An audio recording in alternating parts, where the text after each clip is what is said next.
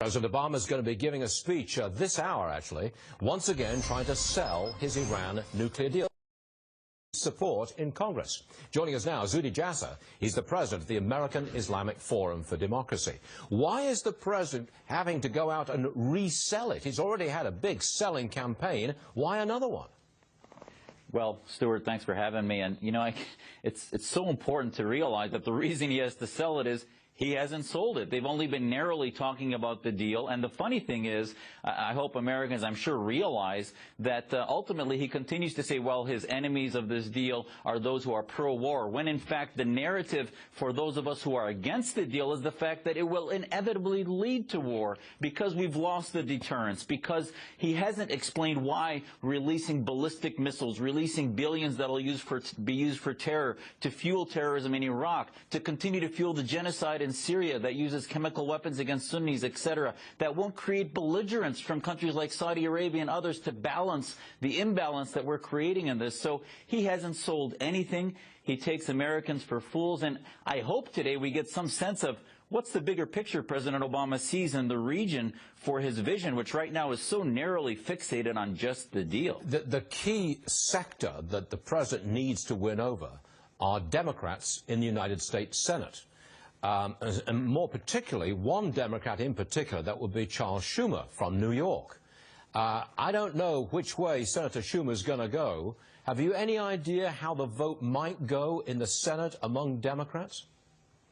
Well, right now there are a few Democrats that have peeled away in the House. We've seen in the Senate, we don't know. There's still the main ones we're looking at are Senator Boxer, the senator from California, Feinstein, etc. So the issue is what happens at this time when the vote comes, and we're going to wait. The sad thing, Stuart, is I don't think it's going to be veto-proof. It looks like they're going to stand behind the president. They're claiming that the majority of the American Jewish community is behind this deal, which I disagree. That's data from J Street. I think AIPAC and others are saying, as Prime Minister Netanyahu is laying out, that this is horrific and it will inevitably lead to war because of the belligerence it will give Iran the green light. And as you mentioned in this story, even the families that the administration told to go to court to protect themselves and get some type of remuneration for the terrorism funded to Hamas, Hezbollah, Islamic Jihad through Iran, now are being sold out and given away the billions that should be coming to them. We hear that the Iranian community within the United States is split down the middle on this. Half going with the deal, half opposing the deal. Generally speaking, in the Muslim community in the United States, what's the feeling?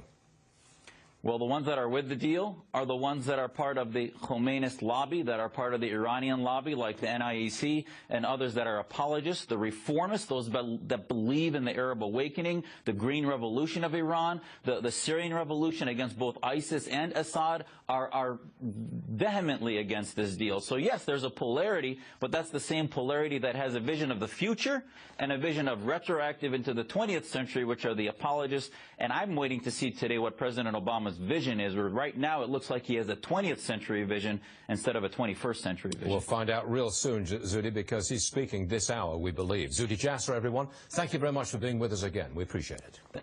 Thank you, Stuart.